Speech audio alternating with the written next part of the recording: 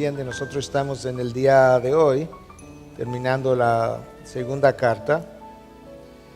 La segunda carta de Pablo a los Corintios, y por tanto era como congruente que yo pudiera cerrar la serie y luego entonces tomara el sabático. Recuerde que el sabático no es un periodo de vacaciones, es un periodo de trabajar en otras áreas y concentrarnos en otras áreas y escribir algunas cosas que tengo que escribir, cumplir con algunos compromisos, ver un poco la visión de la iglesia hacia el futuro, ponerla por escrito, discutirla, hablarla con los pastores, presentarla, discutirla, de manera que yo seguiré activo en la vida de la iglesia de otras formas, pero como se anunció en lo que tiene que ver con consejería, enseñanza y predicación, junto con Yar y Pana, como soy parte de esa generación joven, yo me estoy yendo con ellos. Y más o menos cuando ellos regresen, yo regreso. Ese es el compromiso. Una exhortación a madurar es el mensaje que yo traigo a su iglesia para concluir esta segunda carta de Pablo a esta iglesia problemática. Hemos llegado al final de esta serie que iniciamos en octubre del año pasado y es una serie basada en esta carta que Pablo envía a una iglesia a la cual él llegó a amar intensamente a pesar de sus disfuncionalidades. Es una iglesia a la que Pablo corrigió, Pablo amó a esta iglesia, Pablo exhortó a esta iglesia, Pablo oró por esta iglesia y Pablo advirtió a esta iglesia, pero ahora al cierre de su carta tiene que despedirse de esta iglesia. De manera que esta es la despedida del apóstol Pablo de esta iglesia en esta carta. Ya no habrá más cartas de Pablo hacia los Corintios. Por eso es que todos los fines de series a mí me ponen un poco nostálgico porque yo como que me despido también. El texto de hoy comienza de una manera congruente, dice, por lo demás, hermanos. Otras traducciones dicen finalmente, aunque a veces con Pablo hay que tener cuidado, porque a veces dice finalmente y quedan como 3 capítulos todavía. Pero este no es el caso, no es el caso con ellos. Existe una alta probabilidad, según la opinión de muchos académicos, de que finalmente esta iglesia acató las instrucciones de Pablo y mejoró su condición. Nosotros no tenemos evidencias directas, las que existen son indirectas y por tanto yo no voy a entrar en toda esa discusión para fines del mejor uso de mi tiempo, de manera que mejor pasamos a introducir de alguna forma esta última parte de la carta. Recordemos que los corintios han tenido múltiples problemas de conductas pecaminosas. La realidad es que no es fácil cambiar las conductas, aún después de haber nacido de nuevo. No es fácil cambiar los patrones de conductas que tienen con nosotros un largo tiempo. Y por eso es que el proceso de santificación, como usted mismo lo ha estado experimentando, si es un hijo de Dios, es lento y es largo.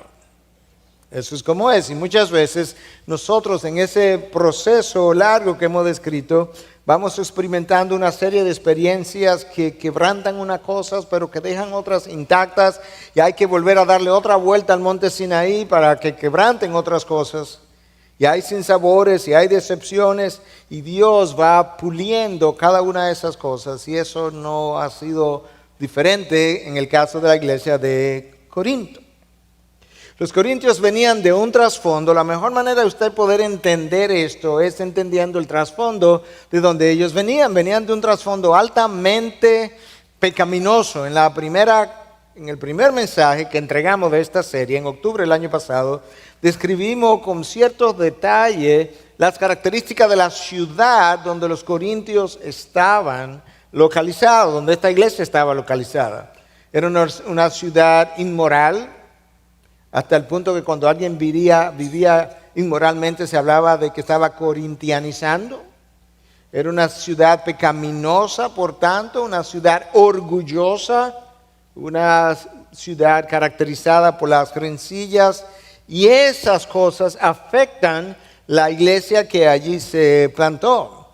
Y es afectada por diferentes maneras. Nosotros todavía tenemos una carne y esa carne quiere empujarnos en una dirección de acuerdo a sus impulsos. Nosotros vivimos en un mundo que quiere vendernos una ideología que va cambiando de momento en momento. Hoy en día es la ideología de género, tratando de darnos a entender que no hay diferencia entre hombres y mujeres y que una cosa es el sexo y otra cosa es el género, cuando en realidad en toda la historia de la humanidad nunca se había oído una cosa tan contradictoria como es. La gente ve esas cosas como progresiva, pero eso es viéndolo con el lente del mundo. Con el lente de Dios estas cosas son destructivas. Y por otro lado, Satanás usa este mundo y usa esa carne que forma parte de nosotros y así mismo va atizando una cosa u otra de tal forma que nosotros podamos hacer o cometer una conducta pecaminosa de manera recurrente, porque cuando tú haces algo de forma repetitiva, eso forma un patrón de comportamiento que es difícil de deshacer. Y Dios tiene que venir a obrar en ti a través del Espíritu Santo y a través de su palabra. En inglés hay una frase que dice, all habits die hard. Hábitos viejos mueren, desaparecen difícilmente. Eso nos da una idea de qué está pasando con los corintios.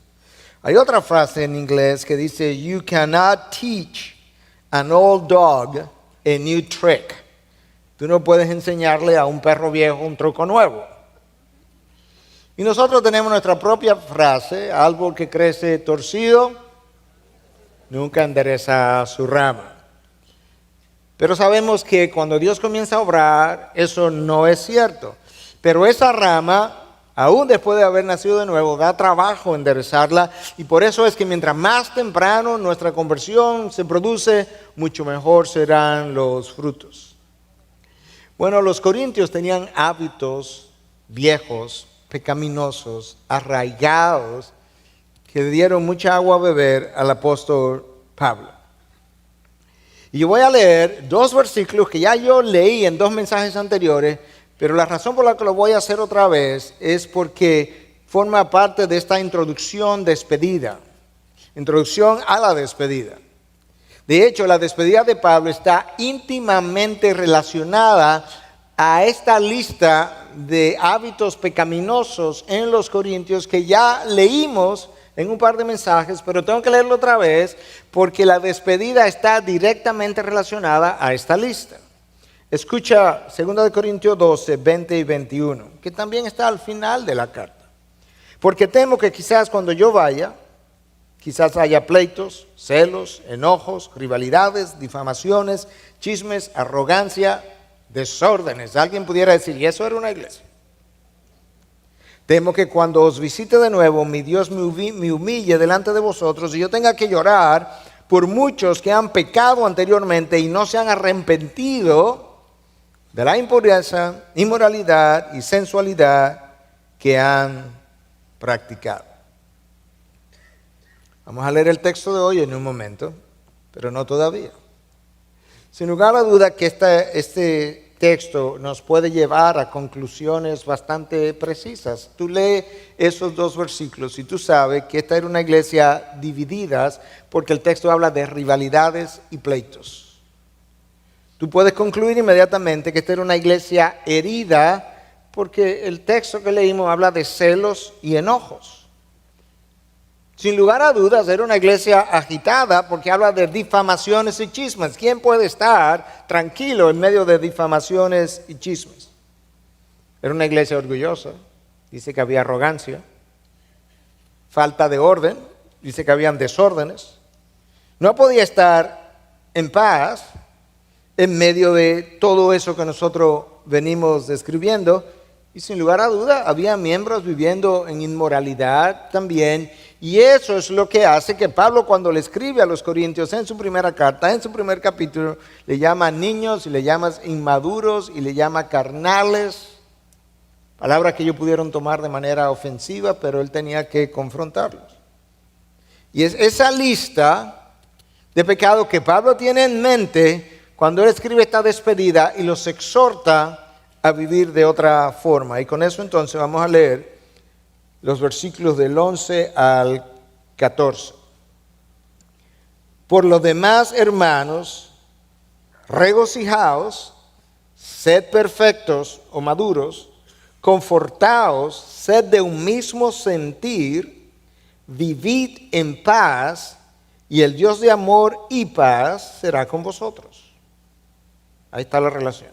Saludaos los unos a los otros con beso santo. Todos los santos os saludan. La gracia del Señor Jesucristo, el amor de Dios y la comunión del Espíritu Santo sean con todos vosotros. Esa despedida es bien corta, parece sencilla, pero está llena de verdades. La despedida tiene 5 exhortaciones o amonestaciones. En la primera parte del capítulo 11. Tiene una promesa en la segunda parte del versículo 11. Tiene una instrucción de cómo debieran los cristianos saludarse en la iglesia primitiva, versículo 12. Tiene un saludo de iglesias a la iglesia de Corintios, versículo 13, y tiene una bendición final, versículo 14. Ahora, nota cómo el apóstol Pablo comienza la despedida, cuando dice finalmente, por los demás, ¿qué es lo que sigue? Hermanos. Pablo está asumiendo que esta gente ha sido comprada a precio de sangre, que forman parte de la familia de Dios, que si pueden ser llamados hermanos es por la obra que Cristo hizo en su vida, muerte y resurrección, de manera que este es parte de esta familia disfuncional que Dios está santificando. Ahora, ellos ya eran hijos de Cristo, había gente que no lo eran, pero en conjunto la iglesia está siendo considerada de esa manera porque Pablo le llama hermanos. Ellos tenían que hacer ciertas cosas y hacer ciertos cambios o muchos cambios si iban a reflejar lo que verdaderamente ellos ya eran. Y eso es una de las cosas que el pueblo de Dios necesita entender, y es que cuando Dios me aparta y Él me llama santo, ahora yo tengo que reflejar lo que yo soy. Cuando Dios me hace parte de su familia y me llama nación santa, ya yo soy eso. Sacerdocio real, ya yo soy eso. A mí me toca reflejar algo que ya soy, que está en mi interior, pero que yo no estoy dejando salir. Esa es la diferencia. Yo no llego a ser una nación santa, yo no llego a ser un sacerdocio real, yo soy eso, está en mi interior, yo tengo que dejarlo salir. Y los corintios no estaban haciendo eso. Entonces Pablo, ayudándolos a ellos a entender cómo puede salir hacia afuera lo que ellos ya son, les da 5 imperativos. Regocijaos, sed perfectos, confortaos, sed de un mismo sentir, vivid en paz. La mayor parte del tiempo que me queda los vamos a emplear en esos 5 imperativos. Porque cuando tú llevas a cabo esas cosas, eso es lo que va a permitir reflejar que esta gente verdaderamente eran hermanos en Cristo. El verbo regocijaos o su forma de nombre gozo es muy paulina, aparece 29 veces en las cartas de Pablo. Y el gozo debe ser, escúchame hermano, el gozo debe ser una característica del cristiano. Debe ser algo que marca la vida cotidiana del cristiano, debe formar parte del carácter, dado el entendimiento que él debiera llegar a tener de todo lo que Dios hizo en Cristo y todo lo que continúa haciendo. Ya eso es motivo de gozo. Yo creo que el gozo es la experiencia del Hijo de Dios que confía en Dios, que está caminando con Dios, cuyo caminar está siendo aprobado por Dios, que entiende que no importa la circunstancia en la que Él se encuentre, Dios está haciendo algo en Él y a través de Él. Si tú entiendes ese paquete, por así decirlo, tú puedes tener gozo, tú debes tener gozo. Pero los corintios no podían tener gozo. En medio de lo que yo les describí, no podían vivir en gozo. Y la falta de gozo, yo he llegado a entender a través de los años de experiencia que tú vas acumulando, que la falta de gozo en sí mismo es una piedra de tropiezo. Porque cuando ese gozo no está presente, nosotros comenzamos a imaginar cosas, y usualmente de la carne y del mundo, dónde y cómo yo pudiera obtener el gozo que la vida cristiana no me está proporcionando. De manera que una vida de gozo en sí misma es una protección para mi vida de santidad. Yo creo que cuando Dios nos trae a su familia, Él nos da el gozo de su salvación, y de ahí que mucha gente cuando se convierte expresa y está alegre, y algunos le dicen, pero se volvió fanático, otro dice, perdió la cabeza.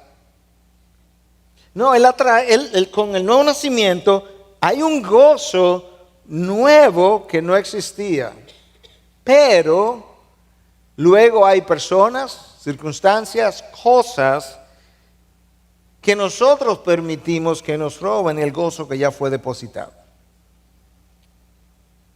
Pero muchas veces ese gozo se va por nuestra forma de ver la vida.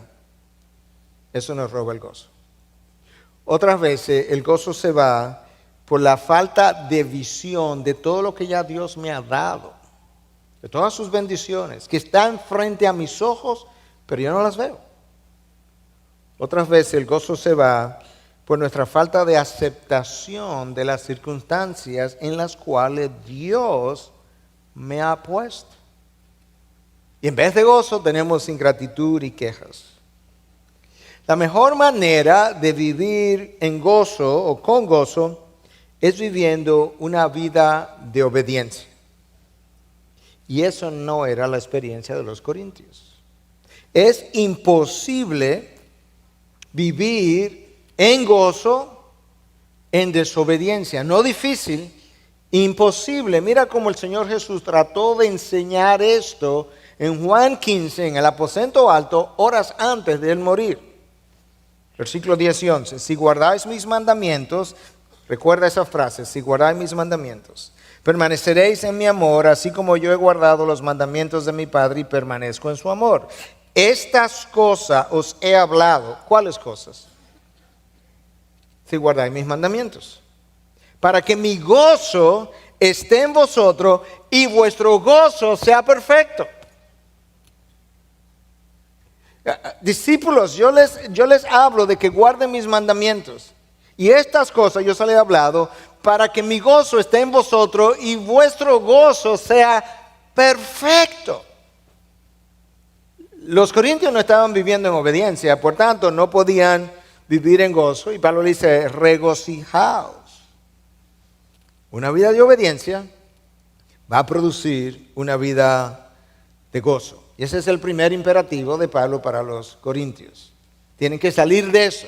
Tienen que escudriñar las Escrituras para ver cómo es que el gozo sale de vosotros. Un gozo que ya fue depositado en ustedes el día que el Espíritu de Dios vino a morar en ustedes, pero se lo han dejado robar o lo han entregado. Segundo imperativo, sed perfectos. Que otras traducciones lo tienen como sed maduros, lo cual sería apropiado cuando Pablo le llama a los corintios en su primera carta inmaduros o carnales. Sin embargo, de acuerdo a varios académicos y lingüistas, expertos en el lenguaje original, una mejor traducción sería sed restaurados. Y ahí había mucha tela que cortar. Los corintios tenían que ser restaurados en su relación con Dios, y tenían que restaurar sus relaciones horizontales, sus relaciones con los demás. De manera que esa es una buena frase, una buena exhortación, un buen imperativo. Ser restaurados. Restaura primero tu relación vertical con Dios para que puedas restaurar tus relaciones horizontales.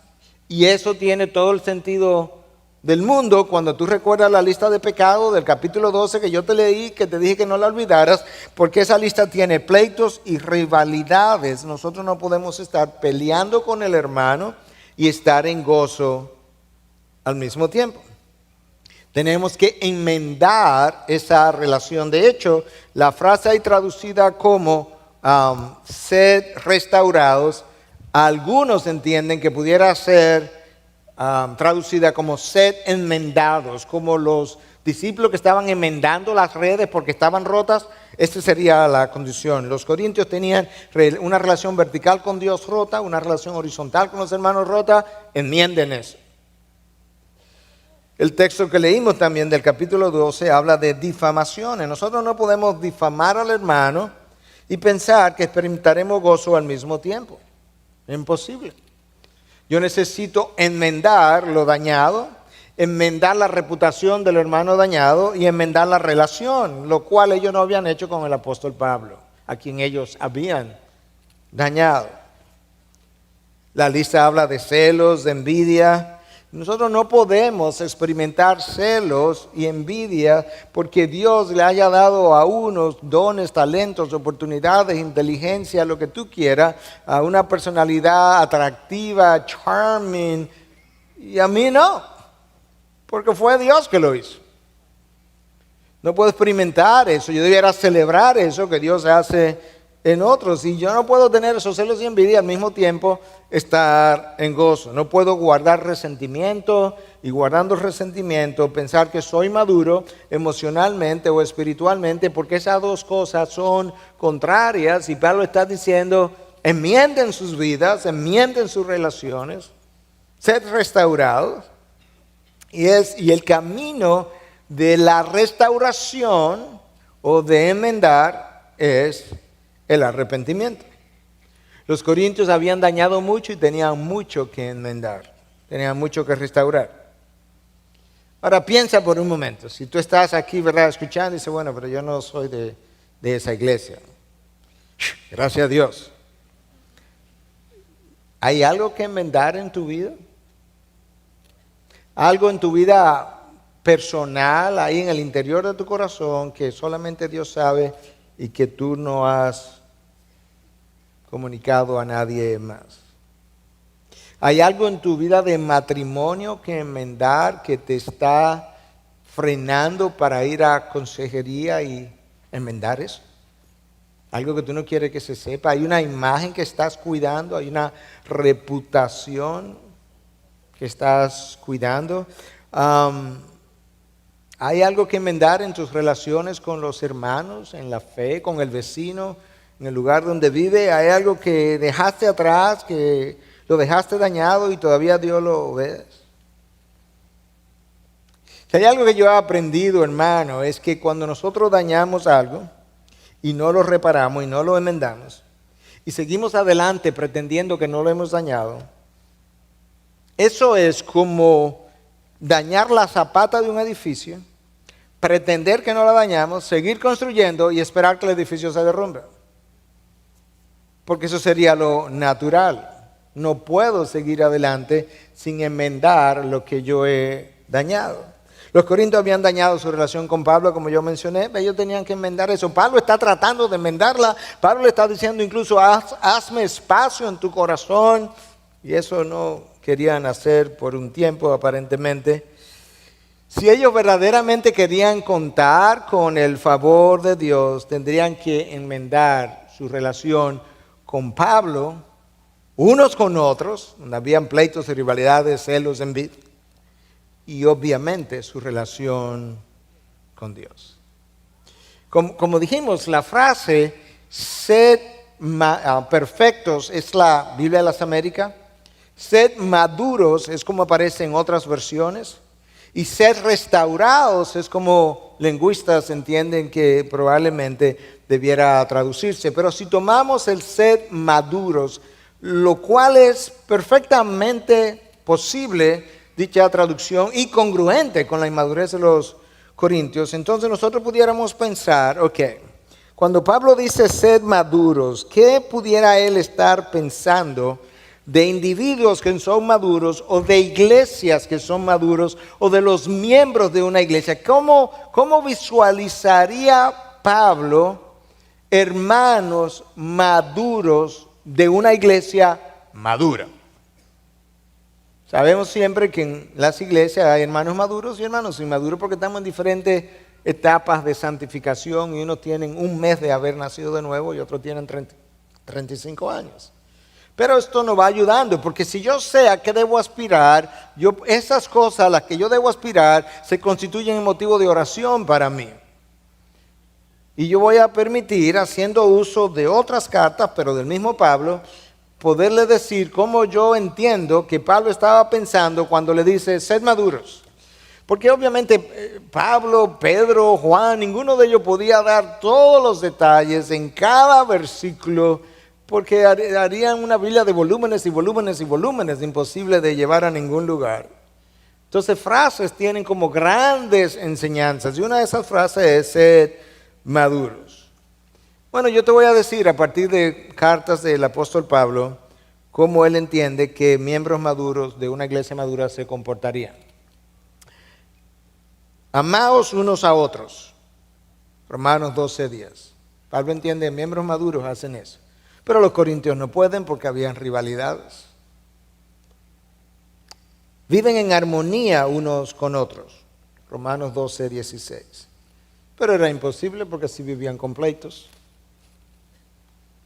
Se amonestan unos a otros. Romanos 15:14. Improbable que eso iba a ocurrir porque no había humildad.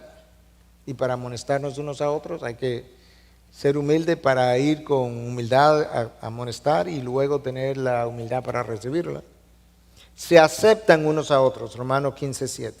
Muy difícil si no hay amor, y claro que ellos no se amaban. Se preocupan unos por otros, 1 Corintios 12:25. ¿Cómo me voy a preocupar si no estamos unidos? Se animan unos a otros, 2 Corintios 13:11. ¿Y cómo si no tenían gozo? Se sirven unos a otros, Gálatas 5:13. Jamás, en medio de difamaciones, ¿cómo tú le sirves a otro? Son pacientes unos con otros, Efesios 4:2. Nunca, en medio de enojo, ¿tú has visto a alguien enojado y paciente?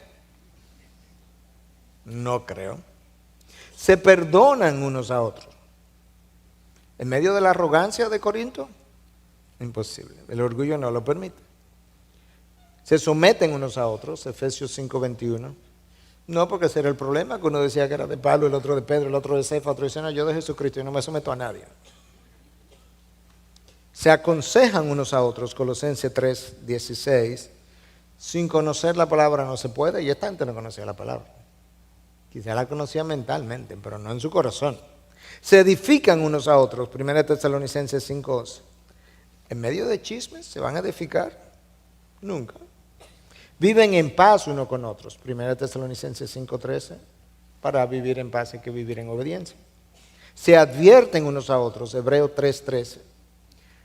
No se podían advertir en otro porque ahí no se sabía quién estaba peor y quién estaba mejor.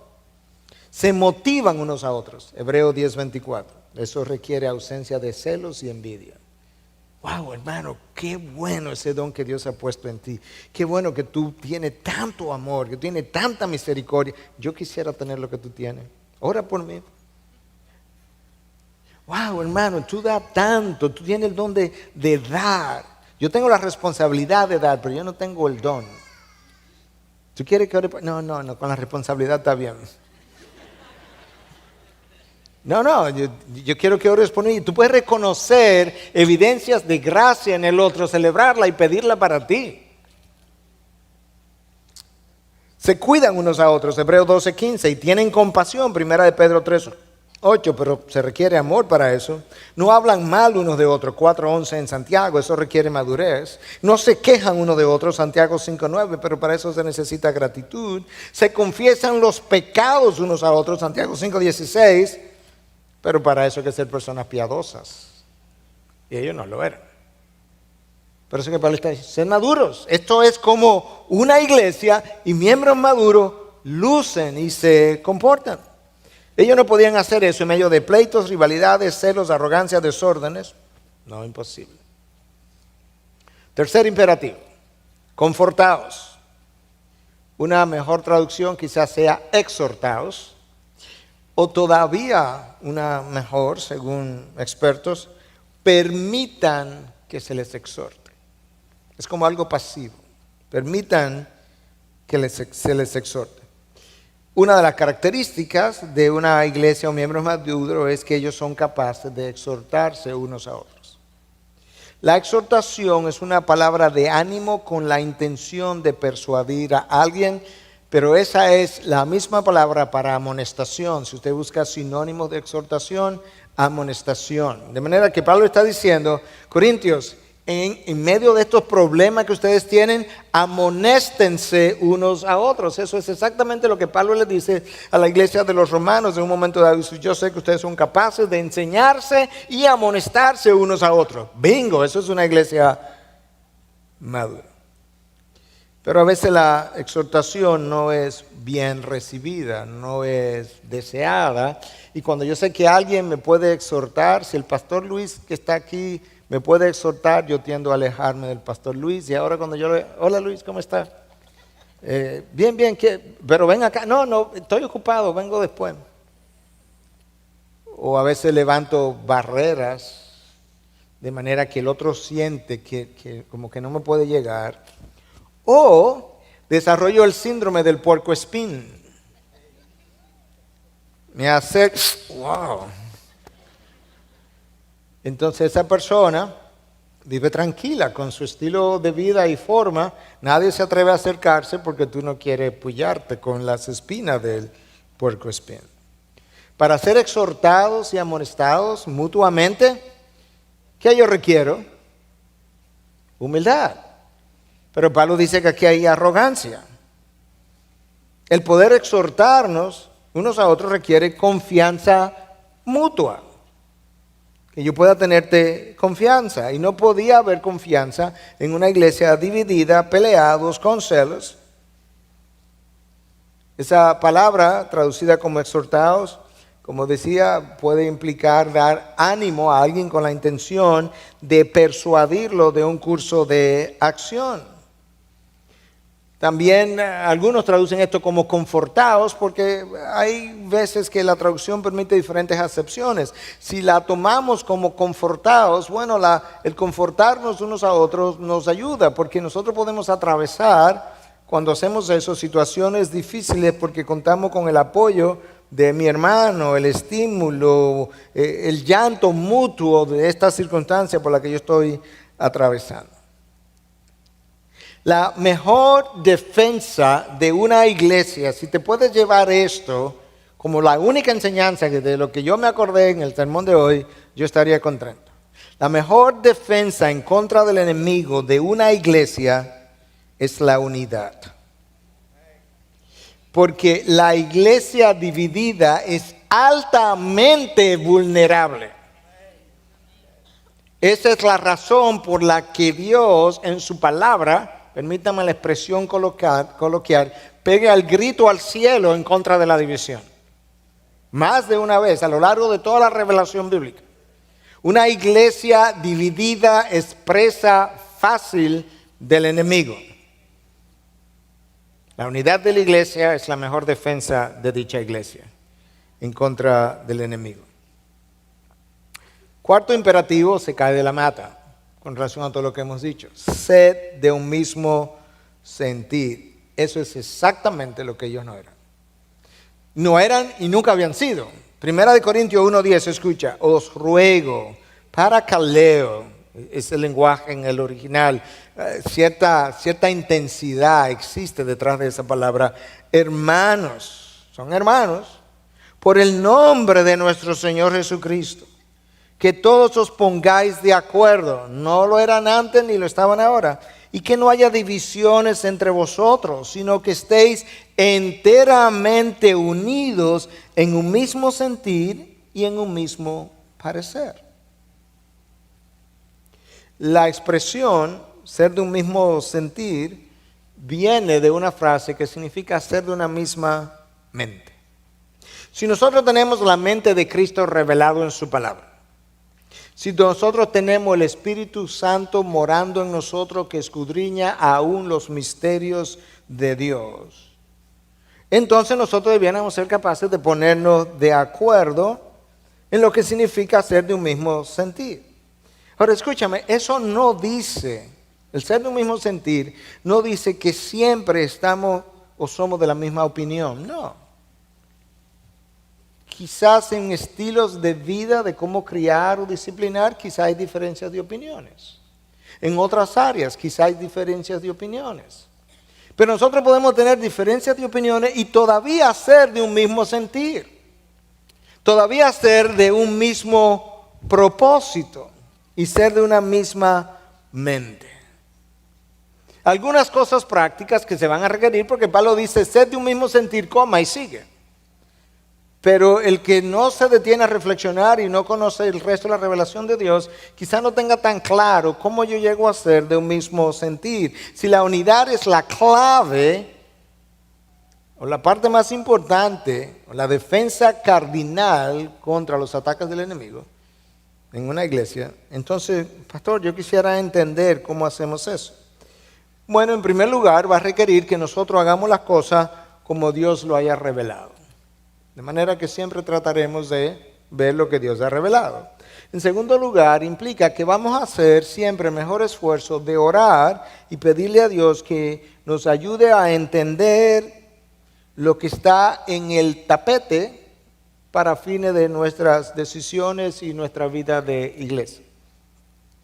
El ser de un mismo sentir es una de las características de todo cristiano maduro e iglesia madura que ha llegado a entender estas cosas. Y por tanto no es egoísta y por tanto ha aprendido a ser humilde. El ser de un mismo sentir no es cosa fácil. Una vez más, eso no implica que estaremos de acuerdo en todo. No, implica que estamos caminando en una misma dirección, tenemos un mismo propósito y estamos uniendo las fuerzas en un mismo sentido. Eso es lo que se requiere. Ser de un mismo sentir, de una misma mente, es ser de un mismo propósito. Porque si somos de un mismo propósito, todos estaremos empujando la carreta, valga la ilustración, en la misma dirección y no en direcciones contrarias. Pablo estaba hablando a los corintios que estaban divididos, que no tenían una humildad, y la humildad es una condición clave, está en la base de lo que implica ser de una misma mente, de un mismo sentir. Yo no puedo ser egoísta y ser de un mismo sentir.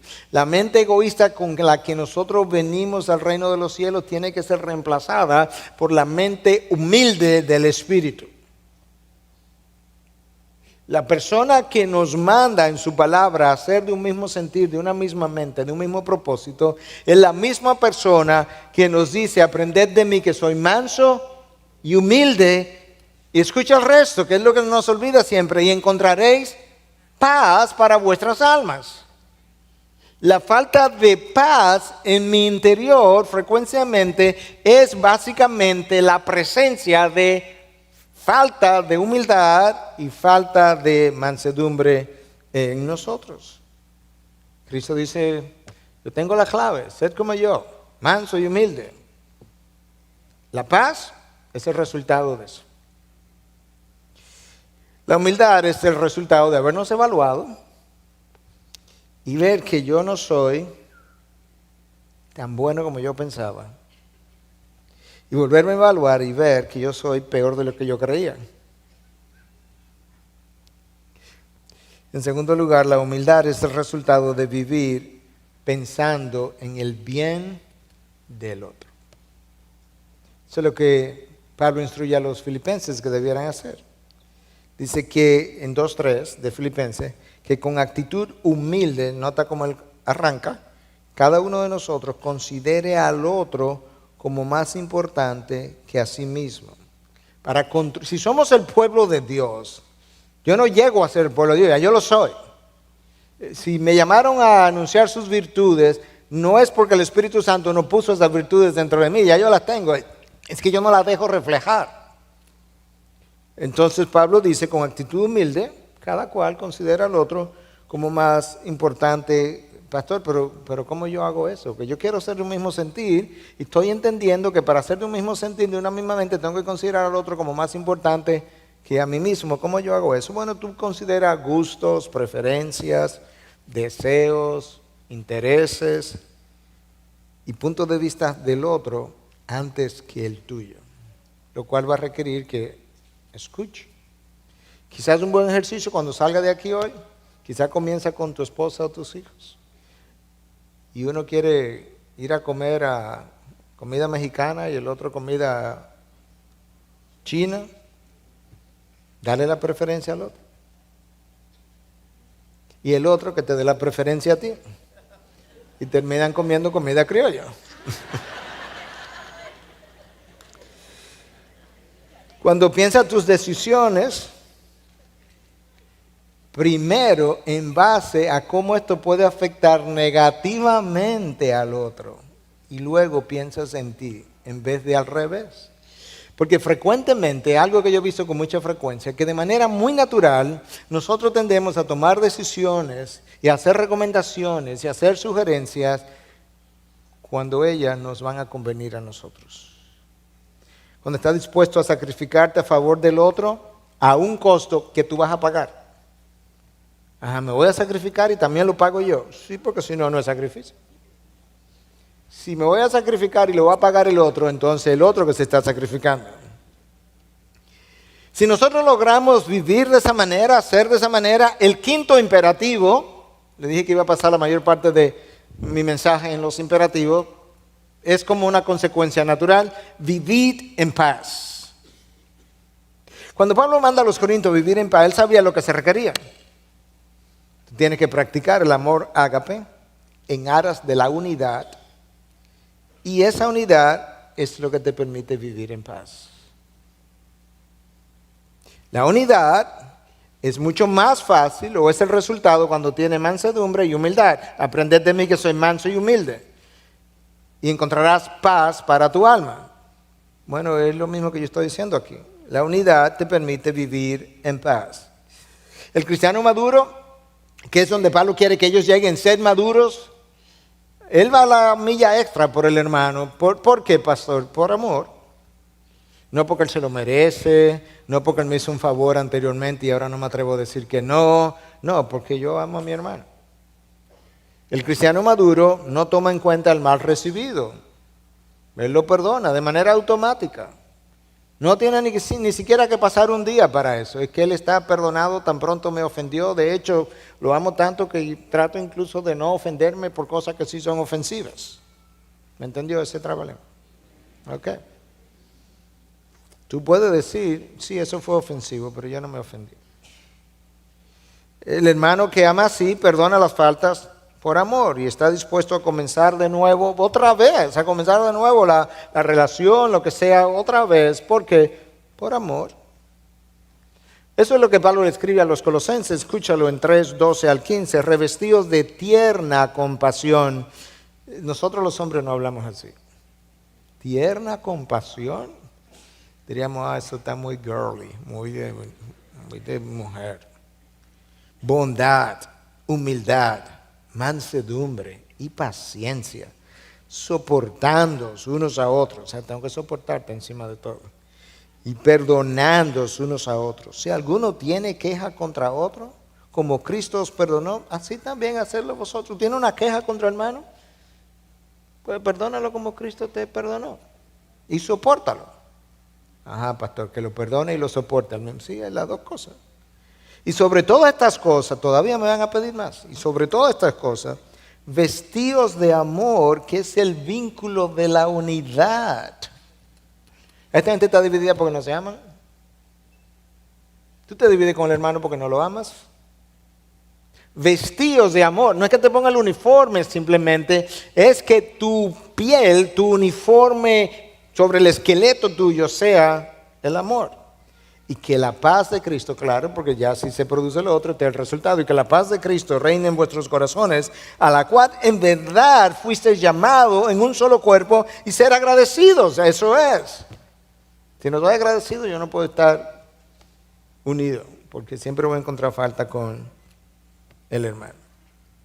Es raro encontrar una carta de Pablo donde él de una u otra forma no llame a la unidad y a la humildad. Muy raro, de alguna manera. Porque él sabe dónde está el meollo del asunto. Y la división es clara cuando es externa o un grupo se va o algo así, pero la mayoría de las divisiones no son así. La mayoría de las divisiones son internas. Como cuando hijos no quieren obedecer a sus padres o a sus figuras de autoridad y dicen que sí, pero no lo hacen.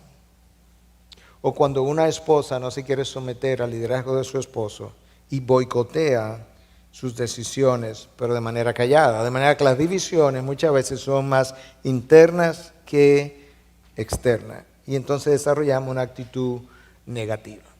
El mundo tiene mucha sabiduría. Yo comencé con un par de refranes en inglés que traduje.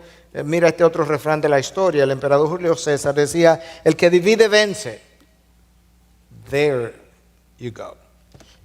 Como dicen en inglés. El que divide vence. Satanás sabe, yo ni siquiera tengo que procurar la victoria. Yo lo que tengo que procurar es la división. Porque cuando tú divides, ellos se matan ellos mismos. Y yo ni siquiera tengo que hacer absolutamente nada. En el reino de los cielos nosotros tenemos que pensarlo de esta forma. El que ya fue vencido, que es Satanás, trata de dividir al pueblo de Dios que ya está unido. El vínculo de la paz, en Efesios se nos dice que lo preserven, no que lo formen. Nosotros fuimos unidos por el Espíritu Santo que viene a morar en nosotros. Yo tengo que deshacer eso para no estar así. ¿Y cómo yo hago eso? ¿Cómo yo puedo permanecer, o mejor dicho, cómo Satanás puede dividir al pueblo que ya fue unido con el Espíritu Santo? Bueno, lo hace a través del orgullo, del egoísmo, del enojo, de la falta de perdón, resentimiento, de celo, envidia, como ya estuvimos viendo. Ahora escucha hacia el final ya un comentario de William Barclay cuando escribe comentando acerca de la carta a los filipenses que Pablo envió, porque esto es importante. El peligro que amenazaba a la iglesia de Filipo fue la desunión. Hay un sentido en que ese es el peligro de cada iglesia sana.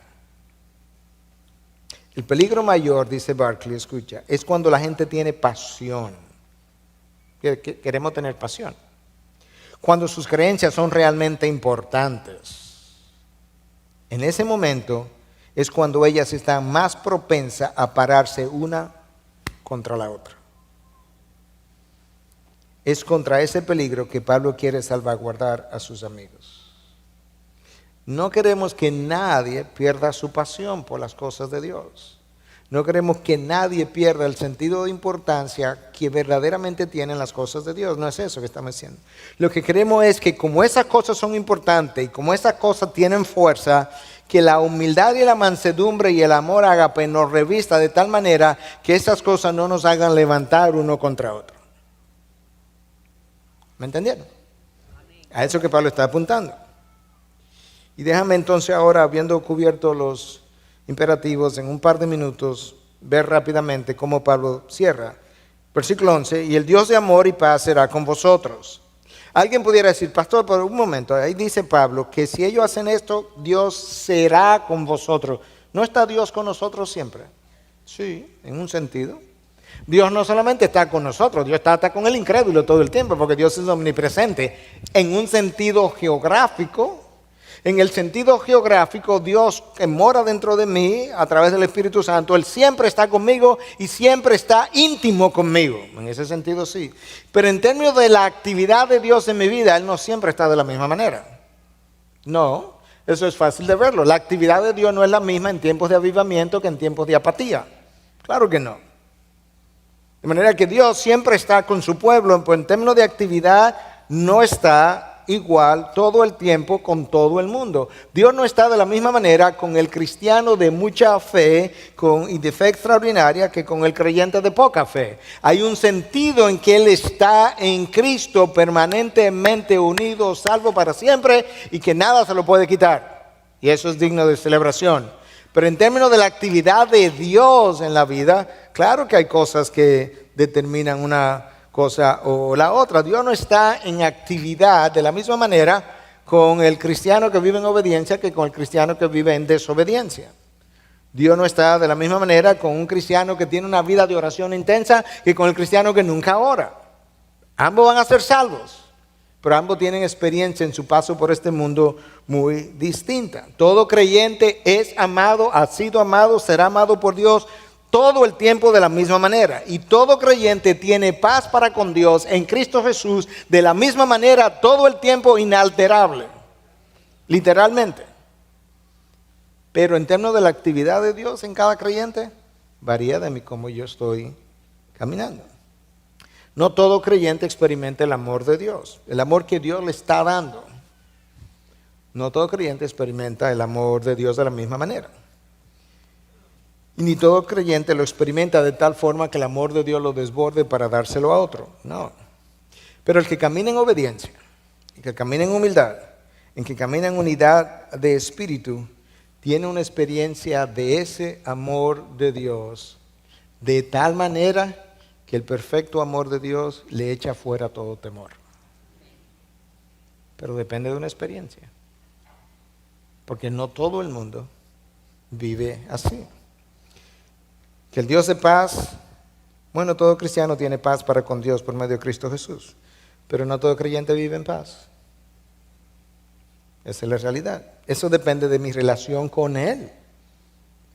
Aquellos cuyos corazones son enteramente suyos, Él tiene sus ojos puestos en ellos. Decía este comentarista que cuando el cristiano vive en paz, él refleja el carácter del Padre y ellos reciben la bendición de la presencia del Padre cuando vive en paz. Finalmente, veamos el distintivo del saludo cristiano: saludados unos a otros con un beso santo. Esa es una costumbre más o menos común en Medio Oriente al día de hoy, pero usualmente era más típico de entre familiares, gente que se conocía muy cercanamente. Pero Pablo ahora aparentemente está diciendo, la comunidad cristiana, como es una familia, entonces como somos familia, nos vamos a saludar de esa manera, con un beso. Pero recuerden, hermano, que es un beso santo. De manera que ese calificativo ahí de santo nos ayuda a entender la intencionalidad con la cual yo debo ir a besar a ese hermano o hermana. Ese saludo debe reflejar la santidad de Cristo que mora en nosotros. Ahora mira la preocupación de hermanos de otras iglesias por esta iglesia inmadura. Todos los santos os saludan. Aunque no sabemos específicamente a qué iglesia él se estaba refiriendo, lo más probable, prácticamente todo el mundo concuerda, que Pablo está hablando de las iglesias de Macedonia, que era por donde él andaba antes de llegar a Corinto por tercera vez. Berea, Tesalónica, Filipo, probablemente se está refiriendo a ellos. Estas iglesias le están saludando. Saben de sus problemas, pero le están saludando. Y el sello final de la carta: la gracia del Señor Jesucristo, el amor de Dios y la comunión del Espíritu Santo sean con todos vosotros. Una alusión clara a nuestro Dios trino. La gracia de Cristo que me salvó, el amor del Padre que me eligió y la comunión del Espíritu que vino a morar en mí y me ha unido a otros hermanos, que sea con cada uno de vosotros. Hermanos, tú y yo somos el pueblo de Dios. Como somos el pueblo de Dios, Dios nos ha dado una función, una misión. ¿Cuál es? Anunciar sus virtudes. Fuimos sacados de las tinieblas a su luz admirable para anunciar sus virtudes. Él depositó el Espíritu Santo con todas sus virtudes en nosotros. Déjalo salir. Deja que el carácter de Cristo, representado por el Espíritu Santo que mora en ti, deja que salga en el hombre nuevo. De manera que tú y yo podamos confortarnos unos a otros, exhortarnos y amonestarnos unos a otros. Que tú y yo podamos regocijarnos el uno con el otro. Que tú y yo podamos ser de un mismo sentir, de una misma mente, de un mismo propósito. Que tú y yo podamos celebrar y vivir en paz todo el tiempo. Que nosotros podamos ser una familia impenetrable por el enemigo, porque nos sentimos unidos en Cristo Jesús, por encima de toda carnalidad, de toda mundanalidad, de todo propósito mundano y humano. Por encima de todo, tenemos un Señor al cual respondemos.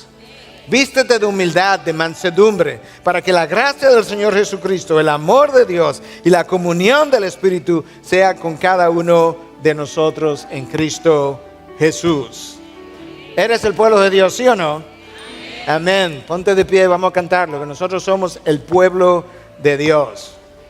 Y vamos a anunciar a nuestro Dios en palabras y con nuestras vidas.